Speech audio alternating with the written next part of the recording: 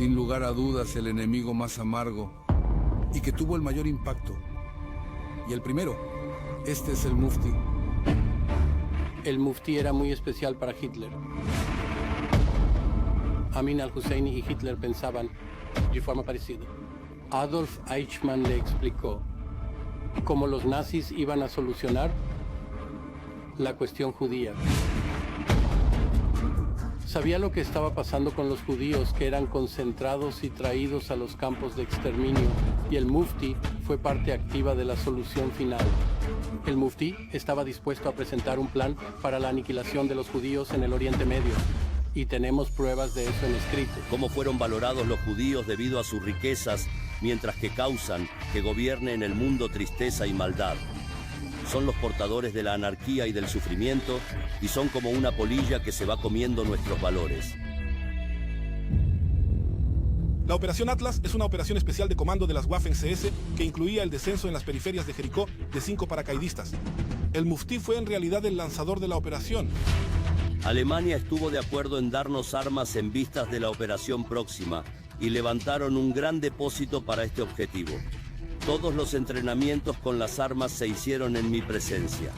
Además, los alemanes nos otorgaron el uso de grandes aviones para trasladar el material bélico hacia Palestina y su guardado en depósitos secretos para poder dar armas a los combatientes palestinos en vistas del gran combate. Y también en su diario que la gran acción está en camino para realizarse, es decir, la gran acción. ¿Qué trajeron estos paracaidistas? En muchos documentos hay una descripción de 10 cajas de veneno que los paracaidistas llevaban en sus cuerpos. Es un veneno soluble en agua. Según los testimonios de esa época, el objetivo era contaminar los manantiales de Rosh Ha'ain. La defensa de Palestina y la yihad que impulsamos es una obligación para todos los musulmanes, azotar Tel Aviv y retornar los mapas a su pasado.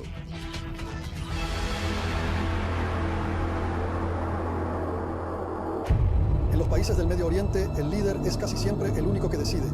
Conocer su persona, sus acciones, actos y pensamientos es obligatorio para anular sus intenciones agresivas. La inteligencia israelí recolecta información a través de agentes, operaciones en el terreno, escuchas e historias que cuentan personas que lo encontraron a fin de confeccionar un perfil personal de cada líder. El objetivo es preparar los medios para utilizar para enfrentar a ese enemigo.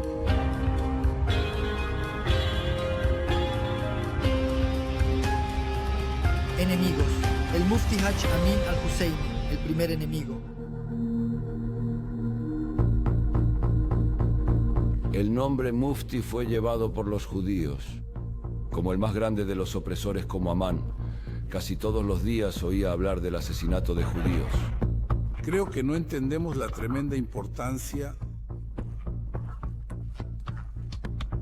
del Mufti en el contexto histórico de todo lo que está sucediendo aquí, y su influencia continúa hasta el día de hoy. De hecho, fue él quien dirigió toda la política palestina y toda la gestión del conflicto en ese momento. Él era un genio malvado. Él publicó un cuaderno con un dibujo de Al-Aqsa y su circunferencia, un dibujo de una estrella de David. Al-Aqsa está en peligro. Los judíos quieren construir el templo de Salomón en lugar de la mezquita de Al-Aqsa. Este es un invento del Mufti. Antes de eso nadie hablaba sobre eso y nadie pensaba así.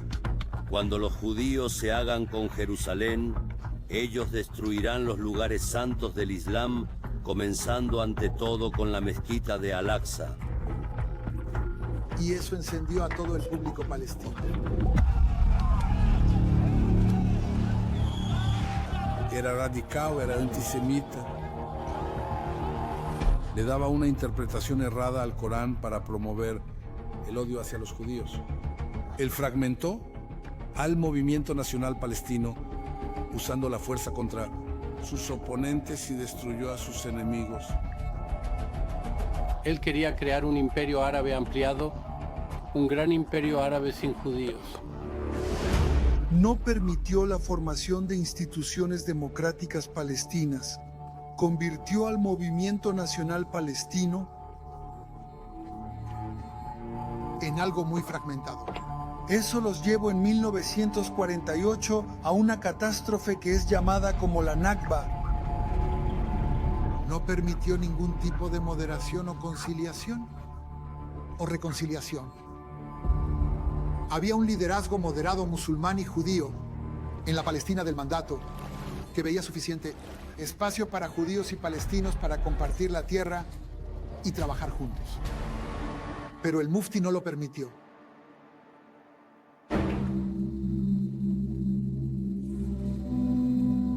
Amin al-Husseini nació en 1895 en el Imperio Otomano, en una familia de la nobleza, la familia al-Husseini. La madre de Amin al-Husseini fue una figura muy dominante en su vida. Influyó mucho en su educación moral y espiritual. Su madre lo lleva en peregrinación a la Meca y él adquiere el título de Hajj. Su padre, Taher al-Husseini, es de hecho el muftí, con amplios conocimientos en el campo de la ley islámica. Haj Amin acompaña a su padre a todas las discusiones que se llevan a cabo, como un oyente libre, y allí se entera de las discusiones sobre el tema de la religión, la política y la ley. Y como adolescente esto también le afectará más tarde. Sus padres comprendieron la importancia de la educación moderna y occidental, por lo que lo envían al colegio Alliance. Repito, hablamos de la escuela Alliance, un instituto que también enseñaba valores sionistas y que es una escuela que la administran judíos. Y cuando Amin al-Husseini termina sus estudios secundarios, él se va hacia el sur. Fue enviado por su hermano Kamel a estudiar en la Escuela para la Difusión de la Doctrina en Egipto. Allí estudia filosofía, teología y lengua y literatura árabe. Cuando hacemos la pregunta, cuando se habla o considera sobre su antisemitismo, creo que en él es muy frontal, en lo que a él respecta. Sobre el mufti, en la Universidad de Al-Azhar sabemos que el mufti conformó un grupo secreto con personas que pensaban igual. No les gustaban los judíos, no querían permitirles que llegaran a Palestina. Él aprende a combinar la religión con la política, a tomar del mundo occidental las cosas que son importantes para fortalecer el Islam, para liberarlo del imperialismo occidental. En la Primera Guerra Mundial tomó parte de la guerra e incluso sirvió como oficial de artillería, ni más ni menos, en el Imperio Otomano, aunque en realidad no luchó. Tampoco se llevaba muy bien con sus comandantes y creo que eso también es una señal de lo que está por venir. No supo aceptar la autoridad y siempre quiso liderar y ser el que marcara la agenda. En realidad, Amin utiliza dos herramientas muy centrales: educación y comunicación. Entiende que con estas dos herramientas puede difundir el nacionalismo árabe, la doctrina panislámica, y escribe una serie de artículos antisionistas en el periódico sirio Al-Hanubia. A los habitantes de Palestina en particular y al resto de los árabes y musulmanes en general, deben entender que el problema de Palestina tiene una raíz que es religiosa, antes de ser esta un problema político u otro tipo de disputa. Y esto se refleja más tarde, en abril de 1920, cuando estallan los disturbios en las celebraciones de Nabi Musa. En 1920, Haj Amin al-Husseini lidera una manifestación para provocar que los árabes palestinos se unan al reino de Faisal, que había sido puesto rey en Siria. La marcha se transforma en un acto violento contra los judíos. Él se presenta a la generación más joven. Sus capacidades retóricas, sus dotes como instigador, provocar de tal evento que cientos de personas fanatizados y provocar que ellos adopten patrones de conducta violentos, necesitas una personalidad muy especial. Casi cualquier cosa significativa que sucedió a partir de 1920, la huella del muftí está grabada sobre él. Gran parte de su visión sobre el Islam fue heredada a los musulmanes radicales de la actualidad. Comprendió el potencial de Jerusalén como un lugar simbólico, como un lugar que evoca emociones. En En el año 1921, el máximo gobernador británico nombra a Haj Amin al-Husseini para el cargo de Mufti de Jerusalén. Hubo dos familias, hay que recordarlo, las que gobernaron el camino de la ascensión del Muftí en esta zona. Una era la familia Nashashibi y otra la familia Husseini. La familia Nashashibi era una familia pragmática. Por supuesto, no estaban felices de que judíos compraban tierras y un poco de eso, pero su visión del mundo no era una visión extremista, islamista, que elimina cualquier posibilidad de coexistencia. Eran de alguna forma moderados hasta cierto punto. El hecho de que la familia Husseini los derrotara, esto tiene una importancia histórica extraordinaria en la configuración de todo el Medio Oriente hasta el día de hoy. Los británicos quisieron jugar al juego de divide y gobierna. Ellos entonces nombran a los Hussein para el cargo del Muftí y a la familia Nashashibi, que eran los enemigos de los Hussein, los nombran alcaldes municipales de Jerusalén.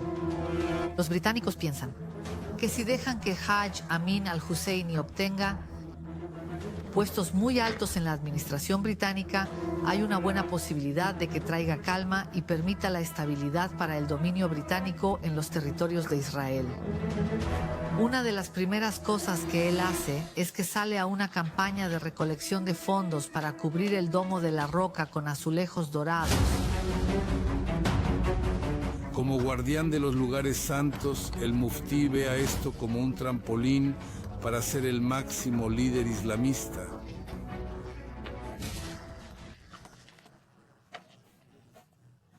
Y del mundo árabe, pero en una escala mundial. La determinación de los judíos para que Jerusalén toda esté bajo su dominio, para transformarla en su capital, para construir en ella su templo sagrado sobre las ruinas de la bendita mezquita de Al-Aqsa, es algo que no necesitan negarlo ni faltan prueba. En 1928, en agosto, las festividades realmente terminan. Para la renovación de las mezquitas, y en septiembre, inmediatamente un mes después, los judíos comienzan a introducir en la zona del Muro de los Lamentos elementos de culto, ponen un tabique y sillas, y esto lo enoja mucho. Y entonces lanza una campaña de propaganda muy dura, y también envía una demanda a los británicos. Les deja claro que el Muro de los Lamentos es parte de Al-Haram el-Sharif, es parte de la mezquita de Al-Aqsa, no pertenece a los judíos y no tienen derecho a rezar allí. Los británicos mueven el tabique separador, quitan la partición. Una semana más tarde hay un sermón en la mezquita de Al-Aqsa muy ardiente, muy inflamado, y los fieles se trasladan a la zona del Muro de los Lamentos y de hecho comienzan a dañar los libros sagrados Atacaban judíos. a los fieles todo el tiempo. De vez en cuando arrojaban piedras desde arriba. De vez en cuando incluso lanzaban excrementos y cosas así. Yo nací hace 93 años y había un mundo completamente diferente. Escuchaba constantemente que asesinaban a judíos por la noche. De vez en cuando mi madre estallaba en gritos. En 1929 los árabes vinieron desde la puerta de Yafo para cometer una masacre. Su propaganda de incitación durante toda una década en realidad condujo a este brote.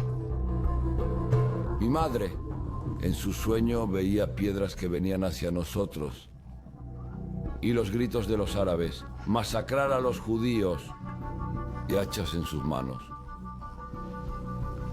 Lo rememoraba en sueños y por eso estallaba en gritos. Hasta el día en que murió, lo que ahora se llama trastorno de estrés postraumático. Por casualidad sobrevivimos. Se agarró algo.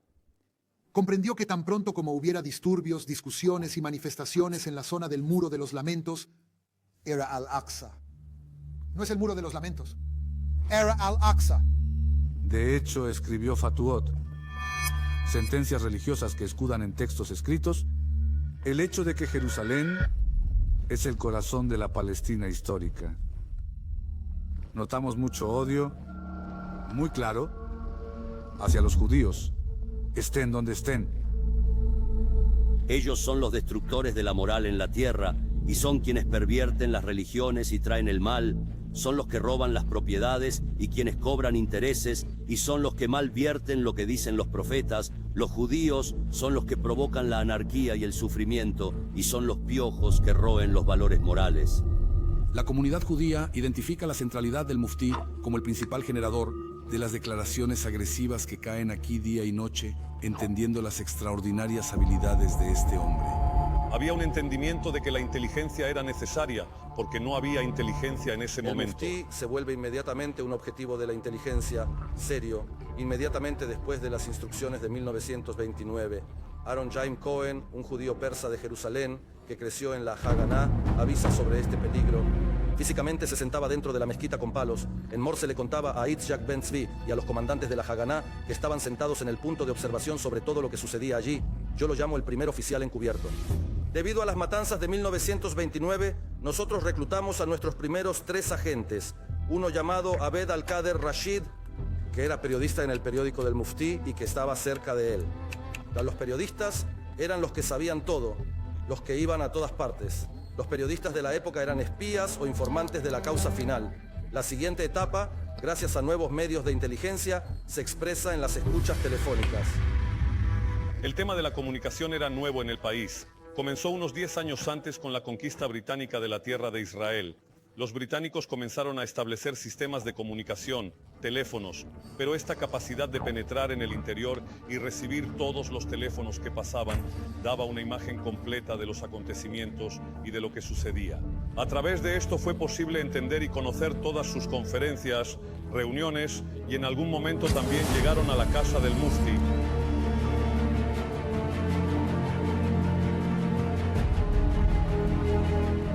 A lo largo de la década de 1930, poco a poco, el discurso de Haj Amin al-Husseini hacia la comunidad judía en su conjunto se hace cada vez más radicalizada. Fue el Muftí quien inventó el antisemitismo islamista que vemos hoy en día. El Muftí compiló todas esas citas donde tales y tales declaraciones contra los herejes que aparecen en una especie de folleto o manifiesto en cuya base se demuestra teológicamente la necesidad de que hay que matar a los judíos. No existía en el Islam antes de eso.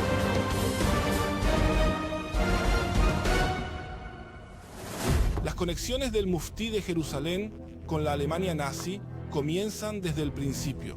El 31 de marzo de 1933, inmediatamente con el arribo del cónsul nazi a Jerusalén. El Muftí es el primero en visitar al cónsul con una solicitud de aniquilar a los judíos dentro de la Alemania nazi. Su conexión con los alemanes no es sorprendente porque, por un lado, Alemania no tenía una presencia imperialista y colonial en Oriente Medio. La segunda cosa que lo conecta con ellos es el odio compartido contra los judíos y británicos. Era un pro-nazi. Él creía en el uso de la fuerza. El nazismo y el fascismo lo seducían. Si ayudan a los árabes a combatir los delirios de los sionistas, los judíos van a quedar tan sometidos, en su desdicha sus sueños se desvanecerán y en sus finales vivirán la perdición. Y entiende que si Alemania conquista el Medio Oriente y derrotara al Reino Unido, de hecho se anularía la Declaración Balfour, la intención de establecer un hogar nacional judío, y los nazis establecerían un Estado árabe y lo pondrían a la cabeza. Y eso es parte de su megalomanía, de esta percepción de sí mismo como el rey de los árabes.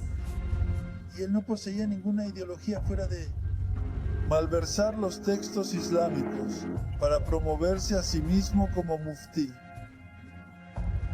En 1936 estalla una gran revuelta, la Gran Revuelta Árabe, contra los británicos y contra los judíos. Este es el momento en que el Muftí se convierte en el líder más fuerte del público palestino. Durante 3 años el Muftí ha estado liderando esta rebelión. Sabíamos que el Muftí era el líder de los árabes. Que por su culpa asesinan a tantos judíos. Los judíos fueron disparados y asesinados en coches, asesinados con cuchillos, y siempre decían que este era el Muftí. No había muchos aparatos de teléfono en ese entonces en Jerusalén. Había una línea del Muftí y había otra del intendente de Jerusalén, Raeb al-Nashashibi. En el material que tenemos hemos visto sus declaraciones. Una de ellas, que en mi opinión es la más destacada y significativa, es que estuvo personalmente involucrado en la distribución de armas a las comunidades árabes. Pepino, era una pistola, etcétera, todo tipo de nombres en código por el estilo. En el proceso también indican dónde se escondieron esas armas. Lo importante es que hemos logrado aprender mucho de él o de sus movimientos en base a escuchar a otros.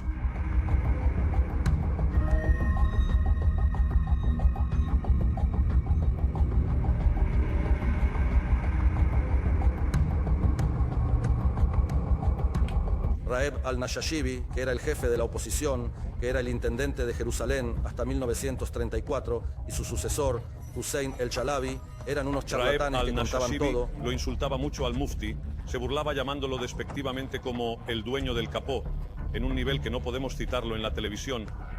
Y cualquier disputa que existiera entre ellos contra el mufti, o una alianza que hicieran entre ellos, o pactos que hicieran entre ellos, todo se captaba en las llamadas. Los británicos le envían un mensaje muy inequívoco. Tenga cuidado, entendemos lo que está haciendo. Distribuye usted las armas y la ayuda financiera a los rebeldes. Entonces se esconde en Al-Aqsa, en la mezquita de Al-Aqsa. Y cuando él entiende que los británicos entrarán en la mezquita de Al-Aqsa y allí habrá derramamiento de sangre. Decide Huir. Él se desliza por una soga, se disfraza de mujer y de una forma u otra llega a Yafo, luego a Haifa y al final huye al Líbano. En el Líbano, de hecho, establece 2 aparatos militares pensados para comandar la revuelta. Desde el momento en que el muftí huyó de Jerusalén, toda la infraestructura de inteligencia de la agencia judía sobre el muftí se vino abajo y hubo que desarrollar un sistema de inteligencia completamente nuevo. Al principio, Sassoon, al igual que las agencias de inteligencia que existen hoy en día, el Mossad israelí y otros lugares, viaja al Líbano y se instala cerca de la casa donde se encuentra el muftí. Al mismo tiempo, como hace hoy el Mossad, se está empezando a establecer toda una red en Damasco. Montaron todo un sistema de agentes que conocían todas las rutas de tráfico de armas con el objetivo de dar esa información a los británicos para que detuvieran a esos traficantes o terroristas que intentaban cruzar la frontera en lo que se llama en tiempo real. Nadie puede obviar que Aaron Jaim Cohen y Eliyahu Sasson inventaron la inteligencia israelí. En 1939 se muda a Irak y allí se pone en contacto con oficiales iraquíes y los incita a rebelarse contra los británicos. Emite una sentencia llamado a la yihad contra Irak los británicos. del 39 está inundada de propaganda nazi, pero de esa propaganda nazi llena de vitaminas. Y el muftí se une a la propaganda, al llamamiento panárabe, que dice que un buen panárabe debe identificarse con la idea nazi y con la incitación antisemita. Ellos publicaban los capítulos de Mi lucha a diario dentro del periódico. Irak iba explícitamente en esa dirección. Absolutamente nazi, odio a los judíos. El ambiente era muy duro en aquellos días porque aproximadamente un mes antes del Farhud marcaron las casas de los judíos en color. Había mucho miedo, había un susurro. Recuerdo que mi padre se movía junto a mi madre todo el tiempo. Tenía una tienda de telas, toda la mercancía que traían a casa y la ponían en el salón. Estaba completamente lleno de telas. Al final no sabíamos que esto era lo que nos iban a robar, porque las tiendas estaban intactas en ese momento.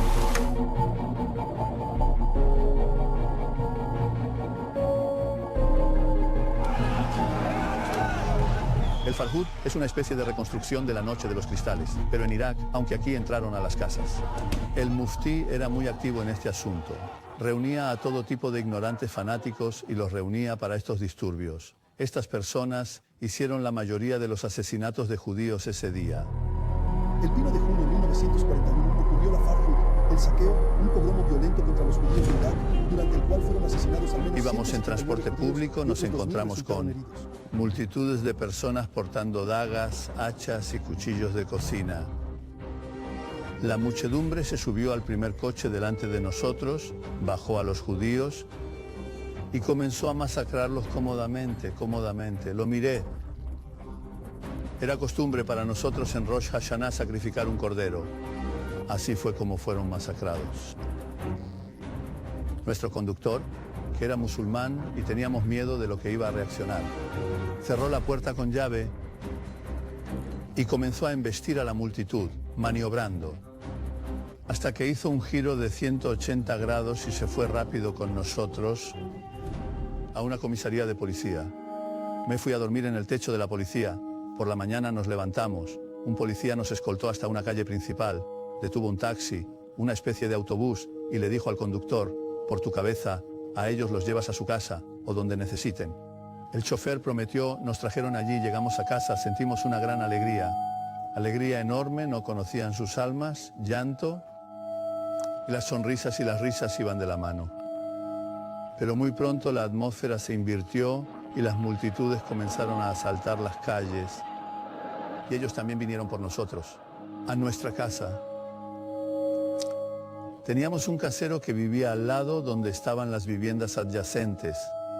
Pasamos por el techo toda la familia allí y allí esperamos hasta que al anochecer hubo una pequeña calma. Nos fuimos a casa, no había hogar, sacaron las puertas, sacaron las ventanas, encendieron todo. Vimos desde el tejado que subíamos de casa en casa, que pasábamos. Vimos gente sosteniendo las piernas amputadas de niños pequeños, con cabezas degolladas. Era terriblemente duro. Sin duda, el ambiente era horrendo, muy aterrador. Yo, hasta el día de hoy, no voy a los campos de fútbol, no a los de baloncesto, así que no puedo estar en una multitud. El muftí actuó explícitamente para limpiar a los judíos del Medio Oriente, siguiendo literalmente los pasos de los nazis.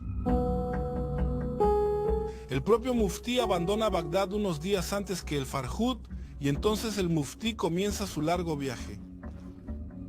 En el transcurso de 6 meses, va hacia Berlín. Los lazos del muftí con la Alemania nazi, incluso antes de que se convirtiera en una Alemania nazi, son muy estrechos. Debió haber percibido en sus agudos sentidos políticos que había un futuro brillante para sus aspiraciones nacionales, sus sueños, sus fantasías, para limpiar la tierra de Israel de los habitantes judíos. En noviembre de 1941 llega a Berlín y la misma publicación entre sus contactos en Berlín hace un gran ruido en todo el Oriente Medio. En primer lugar, se recibe en la Alemania nazi con honores como se les da a los reyes. La cúpula nazi comienza una peregrinación hacia él y él recibe rápidamente en 3 semanas, incluso un poco menos, de su llegada a Alemania, recibe una cita con Adolf Hitler. Por primera vez, ellos se reúnen cara a cara. Hablaron durante 1 hora o hora y media.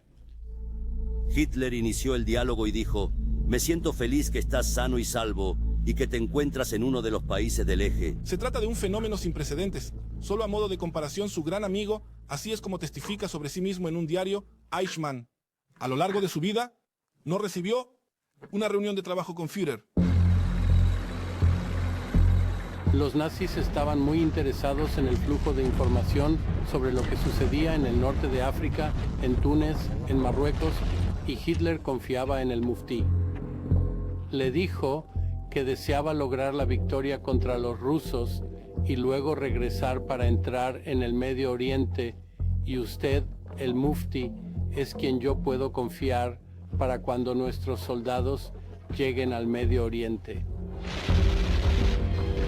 Primavera de 1941. Sus fuerzas se encuentran a las puertas de Moscú casi. Estados Unidos aún no ha entrado en la guerra. Entrará unos días después de la reunión de Hitler y el muftí. Ninguna potencia mundial lo amenaza. Siente que el mundo entero está a sus pies. Aspira a conectarse a través del Cáucaso con Oriente Medio o a través del norte de África con Oriente Medio para controlar el petróleo, para controlar el canal de Suez. El muftí llega en el momento geopolítico adecuado para él. Aquí llegó el Saladino del siglo XX. Aquel líder musulmán, ellos creen que cabalgaran juntos en sus caballos hasta el atardecer y conquistaran el mundo juntos. La relación entre el muftí y Himmler y entre el muftí y Hitler son muy interesantes. Los nazis ven en el Islam una religión machista, heroica, que es muy atractiva para el combatiente. Himmler llamó a la religión cristiana una religión sarcástica y femenina. Himmler amaba el Islam porque era también una religión de lucha y conquista. Había una doctrina llamada yihad. Lento pero de forma segura, en sus conversaciones se pusieron de acuerdo que Europa debería ser, a final de cuentas, musulmana. E incluso hay una cita atribuida a Hitler que dice que si ganaba la guerra, en realidad estaba convirtiendo la religión de las SS del cristianismo al Islam. porque el Islam es una religión que en realidad entrena a los combatientes para ir al campo de batalla sin miedo en absoluto. Yo valoró que Hitler, en todo el sentido, la admiración por la lucha de los árabes en Palestina, esta enorme y masiva guerra popular en contra del Imperio Británico y el judaísmo mundial. Luego Hitler cayó y me dejó hablar a mí. El muftí se comporta de una manera inusual en la reunión. Le dice a Hitler: escuche, señor, no sé qué hay de ti. Entre nosotros es común llevar café a todas partes. Hay un silencio en la habitación. Hitler tenía todo tipo de locuras alimenticias y, entre otras cosas, estaba en contra de la cafeína. Todos en la sala saben que el Führer detesta el café. Llega este extraño de Oriente Medio y le dice al Führer que es común llevarle café a quien te recibe. Y el Führer se enfada con él. Pero la política es más fuerte que cualquier cosa. Él no lo echa de la habitación. Continúan el diálogo. Y al parecer, un ayudante con las manos extremadamente temblorosas le sirve una taza de café al muftí. Él y Hitler hablan de igual a igual. Pero al mismo tiempo, es imposible ignorar el hecho de que en la jerarquía racista y que determinó gran parte de la agenda de la Alemania nazi, la ideología de la raza, no creo que en el fondo de su corazón Hitler respetara ni a Haj Amin al-Husseini ni a los musulmanes. Hitler también odiaba a los semitas en general. Y en algún momento, cuando se asoció con Haj Amin al-Husseini, se vio obligado a moderar sus declaraciones contra los semitas. El muftí, por cierto, termina siendo evaluado racialmente a sus espaldas y lo convierten en un ario honorario. El médico nazi dijo, después de estudiarlo durante unas horas, creo que es ario. Debió de tener mucha sangre romana en sus venas. Le limpiaron su esencia semita, lo hicieron ario honorario. Hitler les dice a sus cercanos, un hombre con tanta fuerza de voluntad que logró suceder a los británicos, no es semita, tiene sangre aria. Veo su nobleza en su mirada, veo su barba, He es visto ario. muchas actas y doctrinas al respecto, incluso documentales nazis sobre él. Y le pregunté a su secretario cómo era, cómo pensaba, y me dio una respuesta corta. Pensó que era uno de ellos. Señalé el pacto de amistad antigua y entrañable entre los alemanes y el pueblo árabe y musulmán. Además, en la actualidad Alemania combate contra enemigos comunes, el judaísmo mundial y contra los países colonialistas que reprimen a los árabes. El muftí quería asegurarse de dos cosas. Uno, que las naciones árabes no reemplazarían la ocupación por otra ocupación. Y segundo, que era muy importante para él asegurarse de que la política hacia los judíos fuera intransigente. Por lo que Hitler le hizo una promesa solemne de que el único interés de la Alemania nazi era conquistar el Medio Oriente, incluyendo la destrucción del elemento judío. Él estaba bajo la ilusión que en el momento que Alemania e Italia venciesen en la guerra, ellos le otorgarían la independencia a los países árabes. Estaba totalmente delirante en este punto. Hay que recordar que de este encuentro no salió nada concreto y el muftí produjo de ella un óptimo beneficio porque pudo presentar ante sus allegados y frente a sus simpatizantes, a sus seguidores, el hecho de que fue elegido como el hombre más poderoso del mundo es que Hitler en el 41 es sin duda el líder más verdadero y poderoso del mundo. Hitler no conocía la situación en el Medio Oriente. Por lo tanto, se le consideraba genial contar con gente de esa zona, en especial cuando se le presentaba a alguien con capacidad de liderazgo, y lo vio por sí mismo, y él veía esto en el muftí. Quería calmar al muftí. El gobierno de la Alemania nazi lo mantiene, le paga un salario mensual astronómico. Tiene un vehículo blindado con motociclistas circulando frente a él. Ya sabían cómo adularlo, cómo comprarlo con todo tipo de pequeñas manieras. Supuestamente el gobernante de un país, secretarias, un equipo de asistentes, una oficina de lujo, obtiene todo lo bueno de lo que un líder solo puede apetecerle y se siente en las nubes. El muftí recibe un acuerdo escrito para ganar un salario mensual y esas cosas, etc. Y sabemos de dónde proviene ese dinero. De una cuenta de un fondo específico de la Cancillería alemana, dinero robado de los judíos. Cuando los judíos no volvían a casa, por supuesto, dejaban detrás valores y propiedades, cuentas de banco y de esas cuentas. El muftí recibió enormes cantidades. Era nuevo en Berlín y tenía que ver quién tenía poder y a quién podía llamar o contactarse, y lo hizo muy bien, muy rápidamente. Empecemos por el ministro de Exteriores, von Ribbentrop. Von Ribbentrop estaba totalmente a favor del Mufti y él le aseguró: Palestina será un estado árabe limpio y no destinado a los judíos. Pronto el Mufti entendió que Heinrich Himmler, como jefe de las SS, era un hombre poderoso. Pudo conocer a decenas de jerarcas nazis que concentraban el tema judío y gracias a su relación con Himmler pudo conocer los secretos más importantes desarrollados en Alemania. Los líderes de la Alemania nazi no se molestaron en disimular sus intenciones asesinas. Hablaron de ello en forma abierta. Y el Mufti estaba al tanto de los planes, creo, hasta el último detalle. Tenemos una visita documentada del Mufti. En Sachsenhausen lo visita acompañado por el personal superior cercano a Himmler. Los documentos dicen que la visita causó una impresión muy positiva en el Mufti. Una de las cuestiones es la de su visita a las cámaras de gas de Auschwitz, o más precisamente de Birkenau, si llegó allí o no con Eichmann. Muchos no saben que el Auschwitz, aparte de ser un gran campo de concentración y exterminio, era también una especie de escenario teatral.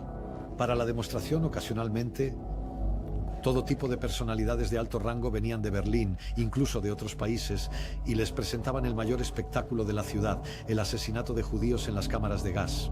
El Mufti también entra en este contexto. Por cierto, estoy convencido de que visitó Auschwitz, tal vez incluso más de una vez, y me baso en los documentos de los testigos más confiables, y estos son los Sonderkommando. Me lo dijeron y volvieron varias veces, vino el Mufti y lo vieron con sus propios ojos. La descripción de la apariencia externa del Mufti tampoco deja lugar a dudas. Así como estaba vestido, el vestido que llevaba de pies a cabeza, el turbante en la cabeza tan particular que vestía siempre. Shaul Yazan, de bendita memoria, testifica que en agosto de 1944 se levanta y tritura los huesos que no fueron incineradas en el crematorio. Y afuera se encienden hogueras y hay un gran tumulto. Viene una personalidad rodeada de muchos oficiales. Esta personalidad lleva un sombrero blanco y entonces el capo le susurra que es el Gross Mufti. Dieter Basilnitsi, uno de los ayudantes más importantes de Eichmann, que fue responsable de la aniquilación de los judíos de Eslovaquia, Grecia y Hungría, en su testimonio del juicio de Nuremberg, dice que Amin al-Husseini fue uno de los mayores defensores de la solución final. No paraba, exigió, suplicó, insistió, aguijoneó, escribía cartas y se aseguraba que no quedase nada. Y se rumorea que también visitó en secreto y a su lado las cámaras de gas de Auschwitz. Durante sus 4 años en Berlín se contagió del racismo nazi, o que triunfamos y necesitamos erradicar al otro lado. ¿O que tenemos un problema? El Mufti era en realidad un asesino detrás de un escritorio. Estimado Eminencia, el ministro de Exteriores respetado de Bulgaria. El peligro que representan los judíos, en especial en los países en donde habitan y frente al mundo todo, es un hecho conocido para el mundo todo. El Mufti viene y se ofrece voluntariamente para escribir cartas que hablan de impedir la inmigración de judíos y enviarlos a Polonia para su exterminio a nivel colectivo. Y últimamente nos hemos enterado sobre las negociaciones con el gobierno de Bulgaria para la emigración de 4.000 jóvenes judíos y otros 500 adultos que los acompañarán. Ellos tienen pensado partir hacia Palestina una vez terminen la preparación para el viaje. La mejor solución es que partan hacia otro lugar, en donde sean sometidos a un control estricto y duro. Por ejemplo, enviarlos a Polonia, para que no sigan siendo una fuente de peligro. Cuando escribe que sería mejor que los judíos se fueran a Polonia, desde donde no podrían emigrar a Palestina ni a ningún otro lugar, entiende muy bien el primer ministro de Bulgaria de qué se trata todo esto. Miles de niños judíos podrían vivir aquí hoy en día, pero su intervención criminal frustró estos intentos, ya que trabó e inmovilizó al menos 4 o 5 veces. El intercambio de niños judíos por soldados alemanes cautivos, o se abrían todo tipo de ventanas, una ventana se abría por un corto tiempo y él escuchaba algo e inmediatamente le enviaba cartas a su amigo Eichmann, a quien llamaron el arquitecto de la solución final, a Himmler, el jefe de las SS bajo su responsabilidad, la oficina principal de seguridad del Reich y por supuesto el gran jefe Adolf Hitler, y ellos le contestaban. Y en esto es un archicriminal que es cómplice de la Alemania nazi en la realización de la solución final. Así es como debe ser visto como un asesino activo.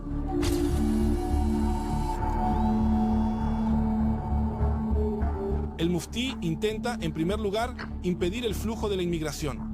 Había un plan en la agenda para intercambiar a 1000 niños judíos por ciudadanos alemanes varados en América del Sur, Argentina y Brasil. El muftí recibe información sobre esto de Eichmann y él escribe en 1944 protestando contra la emigración de esos 1000 niños judíos cuyo destino está claro sobre cuál sería el destino. Este asunto de los niños, cuya salida a América del Sur está impedida, prueba a unos 1000 testigos que el muftí cometió un genocidio y que el muftí no se ocupó de impedir la inmigración como parte de una lucha nacional, porque de lo contrario, ¿qué le importa al muftí si 1000 niños judíos van a América del Sur? Describirlo solo como alguien que tiene aspiraciones políticas aquí en la tierra del mandato de Israel empequeñece su extrema actividad antijudía que nunca pudo ser satisfecha, siempre pensó en cómo dañar aún más al pueblo judío. El 20 de septiembre de 1944, el muftí dice en árabe: «Oh árabes perezosos, ¿no pueden vencer a los 11 millones de judíos?» Había una convención. Hacia 1939 había 17 millones de judíos en el mundo. El muftí puede decir que hay 11 millones de judíos en el mundo. Esto significa que el muftí era un socio secreto y completo para el programa de exterminio nazi. Los nazis fueron testigos e identificaron el talento de Haj Amin al-Husseini, por lo que lo utilizaron como director de información en la radio árabe de Berlín. Se convirtió en una especie de celebridad vuestro mensaje local. De la mejor manera y demostrar de lo que tienen las investigaciones islámicas, de la historia islámica y de la cultura de los musulmanes. La radio tiene enormes poderes por aquellos días, y el muftí brama ese odio antijudío y se lo transmite, lo incita, incluso mientras miente descaradamente sobre lo que está sucediendo en el país del mandato en Israel y lo que está sucediendo en el mundo. Emplea a combatientes musulmanes al servicio de la Alemania nazi, los entrena y luego viene y plantea la necesidad, dice, de elevar la conciencia religiosa de los combatientes musulmanes, de inculcarles las formas de impulsar el nacionalsocialismo. Incluyen mensajes muy duros: matar los judíos. Es bueno para Allah, es bueno para la historia, que Dios los bendiga. Tras las conquistas en paracaídas de la Alemania nazi en la Unión Soviética y el acercamiento con el Cáucaso, también ofrece la cooperación de los musulmanes del Cáucaso y está especialmente e inusualmente preparado en la coronación de sus esperanzas, que es la conquista de la tierra de Israel por las fuerzas de Rommel y luego el exterminio de los judíos en la tierra de Israel. En un lugar llamado el Valle de Dotán, en la zona de la actual Jenin, y por eso el coronel Rauf, que es conocido nefastamente por sus trenes de la muerte a través de Europa, espera en Atenas la luz verde, con la indulgencia de que Rommel conquiste la tierra de Israel, y entonces realmente podrán operar un grupo de trabajo de 24 personas, que son solo expertos profesionales en el tema de la destrucción y el aniquilamiento, sabiendo que realmente recibirán la mano de obra de los árabes cuando lleguen. Ellos eligen el sitio. Cuando pienso en el hecho de que el lugar de exterminio fue elegido para ser el Valle de Dotán, es difícil de imaginar. Es difícil para alguien que vive en Israel y habla hebreo entender la idea que si Rommel no hubiera sido vencido en Alamein, entonces toda la historia sionista habría sido diferente. Y de hecho, habrían intentado al menos exterminar a los judíos de la tierra de Israel con gas, tal como habían exterminado a los judíos de Europa, tal como esperaban hacer con los judíos del norte de África y no tuvieron suficiente tiempo. La operación Atlas se inspiró en el Mufti al-Husseini. Se terminó ganando los titulares por sus ideas bastante bizarras. El objetivo de la operación era lanzar en paracaídas a un escuadrón de combatientes, 3 alemanes templarios y 2 árabes, en la zona de Jericó, el 6 de octubre de 1944. El Mufti no solo se involucran en todos los detalles, también se involucran en la selección de las personas. También se despide de estos paracaidistas allí, los abraza, les dice que desde ahora hasta el fin de todas las generaciones serán sus hijos y les da un beso. Y no en vano escribe que lo hace en su boca y les regala un Para Corán. poder prepararse para el próximo combate, cuya meta es organizarse y ejecutar esta operación, fue nombrado el famoso Schomberg, que era la mano derecha de Hitler. Un avión necesita partir desde Atentas y recorrer todo el territorio por el Mediterráneo. Una operación, un vuelo loco. Necesitamos recordar, estamos hablando de octubre del 44, estamos hablando del Ejército Rojo que ya está en Alemania Oriental, estamos hablando de los ejércitos occidentales que en un momento cruzan el río Rin y entran en Alemania, y en ese momento se lanza una operación muy compleja, con poca gente, poco equipo. Pero esperan un efecto muy significativo, de lo contrario no se realiza tal acción. Estos paracaidistas trajeron mucho dinero consigo, trajeron varios miles de monedas de oro. Armas y municiones. Contacta con equipos, monedas de oro, y hay una polémica muy seria, tanto en la documentación como en los comentarios posteriores. ¿Cuál era el propósito de la operación y qué estaba o no estaba en su lista de equipo? Hay evidencias por aquellos días de los miembros de la policía del mandato británico en Palestina, en Israel, que hablan explícitamente de los contenedores de veneno. Es un veneno soluble en agua, cada uno de los cuales puede matar a 25.000 personas. Según los testimonios de la época, el objetivo inequívoco era envenenar los manantiales de Rosh Haim. Aparentemente causar la muerte de decenas de miles, tal vez más, de los residentes de Tel Aviv. Pero eso no tiene sustento, ni en los archivos británicos, ni en las investigaciones realizadas en ningún otro lugar. Los británicos liberan protocolos, y los protocolos que buscan parcialmente, aunque esto es una cosa asombrosa, protocolos del periodo de la Segunda Guerra Mundial. Están ennegrecidas, ya no están ennegrecidos, ya que a veces también se saltan las páginas y las transcripciones de los interrogatorios. ¿Por qué había un secreto? No sé. Pero hubo una situación en la que trajeron algo con ellos para engañar a los perros. No está claro si tenía un componente venenoso o no. Hay documentación que describe una reunión urgente de la policía y las fuerzas de seguridad británicas, poco después de que caen los paracaidistas, en la que los británicos se apoderan del material, lo analizan, y un alto comandante de la policía del mandato explica a todos los presentes el enorme peligro del veneno encontrado, y no están seguros de si atraparon todo el veneno. La afirmación de que se trata de una sustancia que agota las huellas de los paracaidistas, hasta los perros, no ha sido analizada. Y todo el mundo sabe que la sustancia más sencilla para confundir a los perros La es mayor la parte de la pimienta información de la que estamos hablando me llegó a través de uno de los paracaidistas alemanes. Werner Frank, su nombre, ya ha fallecido, y era muy importante para él que no se culpara a los templarios de supuestamente querer envenenar las fuentes de agua Tel Aviv y decir todo tipo de cosas malas sobre ellos. Vamos, ¿qué esperamos? Cuando un investigador de Israel viene, que él le diga voluntariamente: escucha, yo fui un criminal de guerra, quería envenenar los manantiales que abastecen de agua de Tel Aviv, quería crear un caos total en todo el Medio Oriente. Ahora son otros días, seamos amigos. Seguramente querrá dar alguna versión ingeniosa, según la cual solo buscó llevar a cabo actos de terror y sabotaje en la tierra de Israel. La misión terminó siendo una mala acción en términos de operación. Se dispersaron por todas partes, el equipo se dispersó por todas partes. Tardaron 2 días en encontrar el walkie-talkie. Después de 9 días y una noche, supieron de ellos, los cerraron, los capturaron y fueron arrestados como prisioneros de guerra. La discusión sobre la amplitud de la operación para envenenar las aguas de Tel Aviv se mantiene abierta, y así seguirá hasta que abran los archivos británicos acordes. Al final de la operación y al finalizar la guerra, el Mufti es atrapado por las fuerzas aliadas. El objetivo era llevarlo a juicio por crímenes contra la humanidad. Él fue apresado en Francia, pero Hay algo muy misteriosamente lo dejan difícil. escaparse a Egipto. El muftí no puede ser perdonado ya que era un criminal de guerra. Quieran admitirlo o no, el mundo occidental no lo ha procesado. Quería el premio gordo, quería ser rey de Palestina. Pone todas sus fichas en la máquina de combate nazi y es identificado como un criminal de guerra nazi. Ningún líder en el mundo libre quiere sentarse con esta persona. Haj Amin al-Husseini entiende que su próximo desafío será, en el momento de la verdad, la guerra por la tierra de Israel. Nosotros Los árabes conocemos mejor que nadie a los judíos, quienes nos han desafiado y que nos han causado mucho daño y que penetraron por la fuerza en nuestra sagrada tierra. Su enorme egoísmo, su envidia fuerte y su naturaleza engañosa lo ha transformado en ciegos y en sordos y los ha llevado a robarnos, a nosotros, nuestra patria.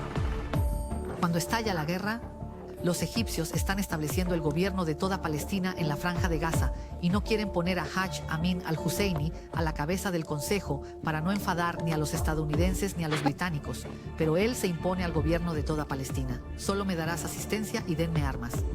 Pero los que lideraremos la lucha seremos los palestinos y yo. En mayo de 1948, el Estado ya está establecido, ya hay un servicio de inteligencia y la decisión es decapitar a la serpiente, asesinarle. De Nissim Ben David y David Jacobi, dos exhombres del Irgun, ambos de Irak, ambos hablaban árabe perfecto. El plan de acción era el siguiente: llegar a Gaza y el viernes entrar en la mezquita central de Gaza, donde reza el muftí. Y con una pistola asesinar al muftí. A tu pregunta, ¿cuál era el plan de huida? La respuesta fue de una sola palabra: arréglensela. Es una acción, lo que podría llamarse una misión suicida, porque es casi imposible salir de ahí. Completan los preparativos con el equipo, con los disfraces, y lo único que esperan es esperar la orden de salir. Pero entonces sucede algo inesperado. Los egipcios arrestan a Amin al-Husseini y lo llevan a El Cairo para que sea detenido en ese lugar. El muftí sigue vivo. Después de la Guerra de la Independencia, se trasladó al Líbano, despreciado y rechazado por su propio pueblo. Piense en lo que habría sucedido si la operación hubiera tenido éxito. Hoy habría una fiesta de las brigadas de Amin al-Husseini y actos de venganza y los festejos de aniversarios, etc. En el panteón del heroísmo nacional o de la memoria nacional colectiva palestina no lo recuerdan en absoluto. Casi no hay calles con su nombre, ni campamentos con su nombre. El muftí se ha desvanecido de la memoria. En este periodo de la década de 1950, la década de 1960, hay reuniones que todavía lo toman en cuenta. Pero desde el momento que la OLP es establecida por Gamal Abdel Nasser en 1964, comienza su caída. También trató de competir con Fatah para liderar la lucha armada. Creo que los intentos de Haj Amin al-Husseini para volver a ponerse en primer plano en la escena política palestina fue algo desesperado e incluso diría que muy patético. En la OLP nunca señalamos o hablamos de Haj Amin. Y nunca el líder palestino habló sobre su presencia o lo destacó de forma positiva.